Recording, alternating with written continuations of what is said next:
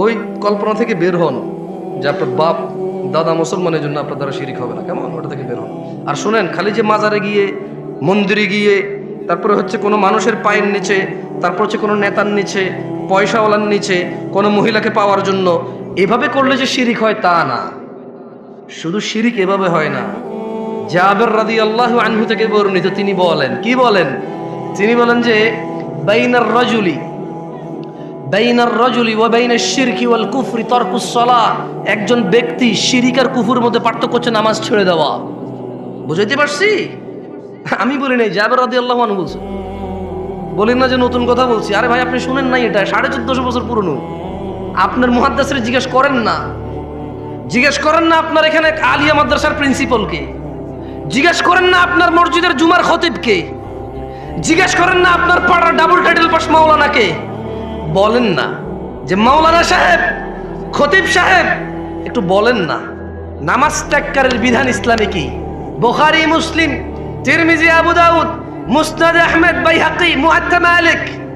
হ্যাঁ, আপনি যে বইগুলোর নাম জানেন, ওনাকে বলেন না যে সবগুলা বইকে একত্রিত করে, সবগুলা বই থেকে নির্যাস বের করে সালাত ত্যাগকারীর বিধান কি ইসলামে একটু আমাকে পড়ে শোনান।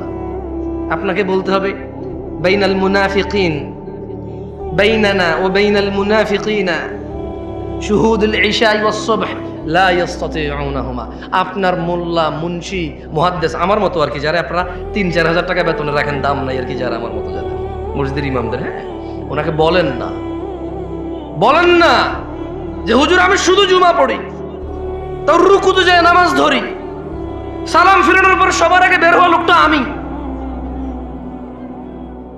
খুব চালাক, 2 রাকাত বরাবর পাইয়া যাই। সবাই পড়ে 5 মিনিট নামাজ 2 রাকাত পায়, আমি পড়ি 3.5 মিনিট, তারপর 2 রাকাত পাই। কেমনে? সবাই বুকা আল্লাহু আকবার যায় ধরছে নামাজ, আমি সোজা রুকুতে যায় পাইছি 1.5 মিনিট পড়ার পরে। তার মানে আমি টাইম সেভ করছি, দারুণ।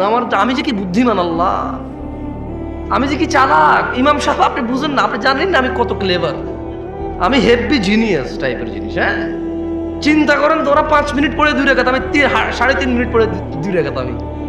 এবং ইমাম সাহেব নামাজ শুরু হয় আল্লাহু আকবার দিয়ে, শেষ হয় আসসালামু আলাইকুম দিয়ে। আমি আসসালামু আলাইকুম বলছি, সবার আগের লোকটা আমি বাইরে হয়েছি, তার মানে নামাজ শেষ, আমি নাই, ওইখানে আমি টাইম সেন্ড করছি।